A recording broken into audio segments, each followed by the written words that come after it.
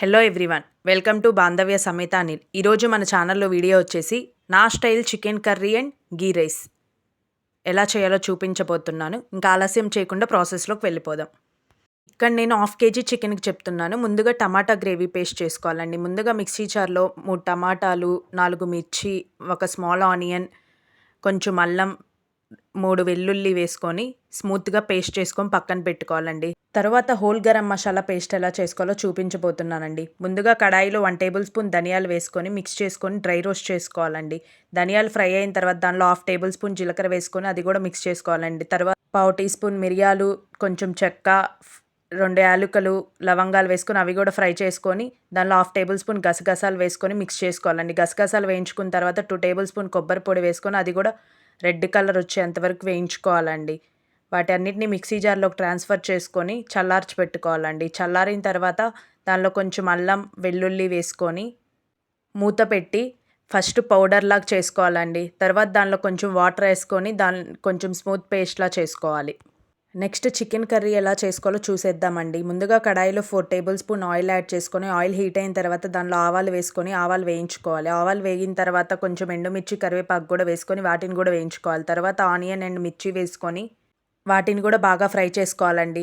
Onion and మిర్చి వేగిన తర్వాత ముందుగా తయారు చేసి పెట్టుకున్న టమాటా ప్యూరీని వేసుకొని బాగా మిక్స్ చేసి దాన్ని మూత పెట్టి నూనె పైకి తేలే వరకు ఉడికించుకోవాలండి.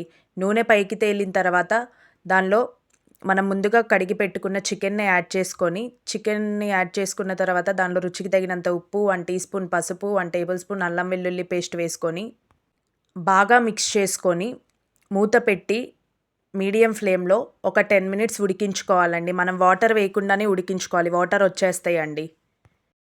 10 మినిట్స్ తర్వాత మూత ఓపెన్ చేసి ఒకసారి మిక్స్ చేసుకొని దానిలో 2 టీ స్పూన్స్ కారం యాడ్ చేసుకొని బాగా మిక్స్ చేసుకున్న తర్వాత కొంచెం వాటర్ యాడ్ చేసుకోవాలండి. ఒక స్మాల్ కప్ యాడ్ చేసుకొని మూత పెట్టి ముక్క నేను చూయించిన విధంగా ఉడికేలా చూసుకోవాలి.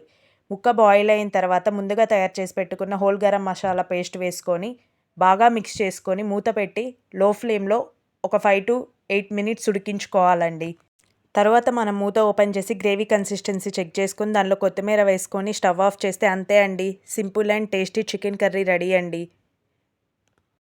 ఇంకా నెక్స్ట్ గీ రైస్ ఎలా చేసుకోవాలో చూసేద్దామండి. ప్రాసెస్లోకి వెళ్ళిపోదాం. ప్రెషర్ కుక్కర్ తీసుకొని దానిలో 2 tablespoon oil, 4 tablespoon ghee add చేసుకొని హీట్ అయిన తర్వాత దానిలో చెక్క, లవంగాలు, ఇలాచి, స్టార్ అనాస్ వేసుకొని దానిలో 1 టేబుల్ స్పూన్ సోంపు కూడా వేసుకొని బిర్యానీ ఆకు మిక్స్ చేసుకోవాలండి.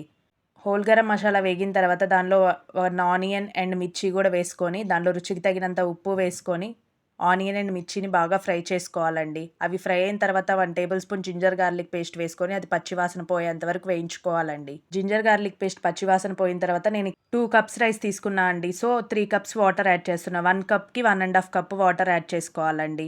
వాటర్ వేసుకొని బాగా బాయిల్ చేసుకోవాలి. బాయిల్ అయిన తర్వాత మనం అరగంట ముందు నానబెట్టుకున్న 2 కప్స్ బాస్మతి రైస్ని యాడ్ చేసుకొని దానిలో కొంచెం కొత్తిమీర వేసుకొని బాగా మిక్స్ చేసుకొని కుక్కర్ మూత పెట్టుకొని విజిల్ పెట్టుకొని లో ఫ్లేమ్లో 2 విజిల్స్ వచ్చే వరకు ఉంచుకోవాలండి. అంతే అండి, పొడి పొడిలాడే గీ రైస్ రెడీ అండి. ఈ ghee rice with chicken curry combination చాలా బాగుంటుందండి.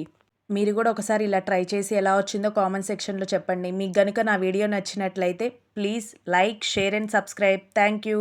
Bye bye.